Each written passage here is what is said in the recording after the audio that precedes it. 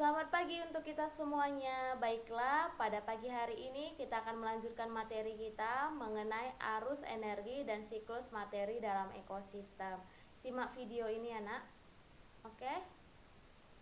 Yang pertama itu mengenai arus energi. Sumber energi utama bagi kehidupan adalah cahaya matahari. Energi cahaya matahari masuk ke dalam komponen biotik. Kita tahu komponen biotik itu pada pembelajaran sebelumnya yaitu makhluk hidup, yaitu contohnya manusia, tumbuh-tumbuhan, dan hewan. Melalui produsen atau organisme fotoautotrofik itu merupakan organisme yang mampu mensintesis atau memproduksi bahan organik dengan pertolongan atau bantuan cahaya matahari yang diubah menjadi energi kimia yang tersimpan dalam senyawa organik. Aliran energi itu merupakan proses berpindahnya energi dari suatu tingkat trofik ke tingkat trofik berikutnya yang dapat digambarkan pada rantai makanan dengan piramida makanan. Nah, aliran energi dalam suatu rantai makanan berawal dari produsen. Aliran energi berjalan satu arah dari produsen ke konsumen. Tumbuhan hijau sebagai produsen memanfaatkan energi matahari secara langsung melalui fotosintesis untuk diubah menjadi makanan bagi dirinya sendiri. Yang kita tahu autotrofik atau autotrof itu merupakan organisme yang mampu membuat makanannya sendiri, yaitu seperti tumbuh-tumbuhan atau produsen. Lalu sisa makanan akan disimpan dalam bentuk zat kimia dalam tubuh sebagai cadangan makanan dan dimakan oleh konsumen, yaitu siapa? Herbivora, hewan pemakan tumbuh-tumbuhan tadi. Oke. Salah satu cara menjaga keseimbangan ekosistem oleh ekosistem itu sendiri adalah dengan menjaga perputaran energi dan nutrisi yang diterima dari sumber luar. Siapa sumber luar energi itu? Adalah cahaya matahari tadi. Cahaya matahari itu ditangkap oleh tumbuhan dan digunakan untuk pertumbuhannya. Peran cahaya matahari itu yaitu untuk mempengaruhi pertumbuhan tanaman sebagai salah satu syarat untuk terjadinya fotosintesis. Pada tumbuh-tumbuhan terjadinya fotosintesis jika ada cahaya matahari, salah satu syaratnya untuk terjadinya fotosintesis. Nah, pada arus energi juga terjadinya rantai makanan, jaring-jaring makanan, serta piramida makanan. Sebelumnya kita sudah belajar mengenai rantai makanan, jaring-jaring makanan, serta piramida makanan. Nah, kita lihat siklusnya. Yang pertama tadi ada matahari.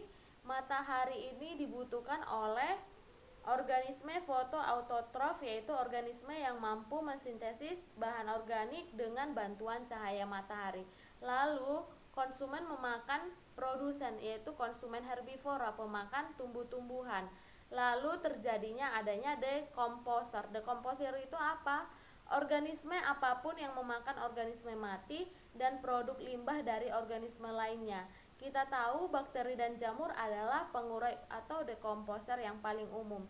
Pengurai mengembalikan nutrisi ke tanah dan menciptakan sumber makanan bagi herbivora dan omnivora dalam ekosistem.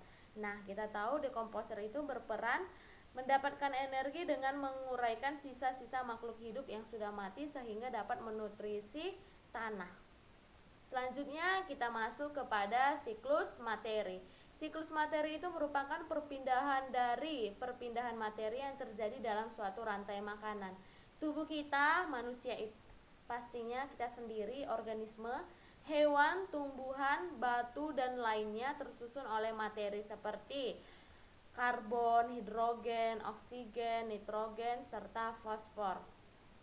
Ada siklus nitrogen, ada siklus air, ada siklus sulfur, ada siklus fosfor, dan ada siklus karbon serta oksigen.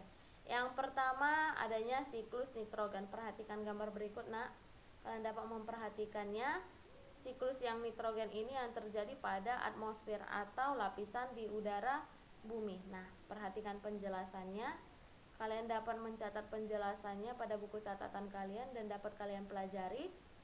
Selanjutnya yang kedua ada itu siklus air. Siklus air itu adalah proses tahapan yang dilalui oleh air dari bumi ke atmosfer dan kembali lagi ke bumi. Air juga mengandung senyawa dua atom, yaitu ada oksigen menjadi H2O, hidrogen dan oksigen. Perhatikan gambar berikut siklus air. Lalu ada siklus sulfur. Proses terjadinya daur ulang sulfur terjadi karena proses alam yang dibantu oleh bakteri-bakteri. Salah satu siklus sulfur ini yang peranannya dibantu oleh bakteri. Nah, perhatikan gambar berikut dan simak dari siklus sulfur ini merupakan tahapan-tahapan dari proses siklus sulfur.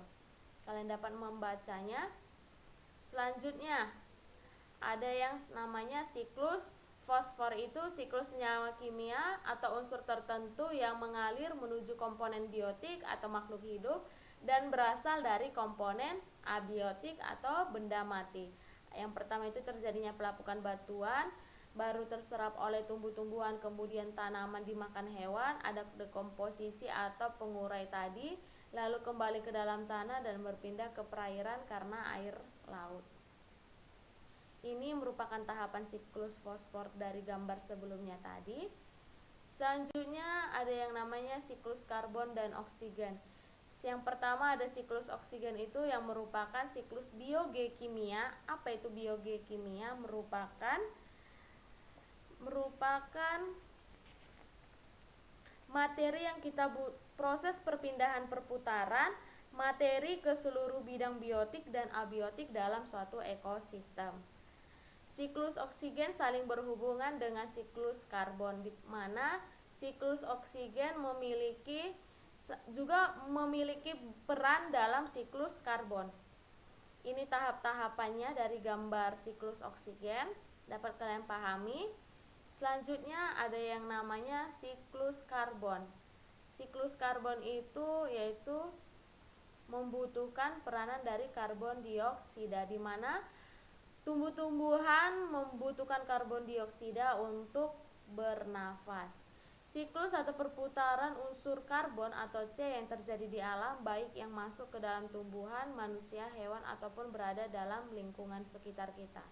Siklus karbon berasal dengan pembentukan karbon atau CO2 di udara.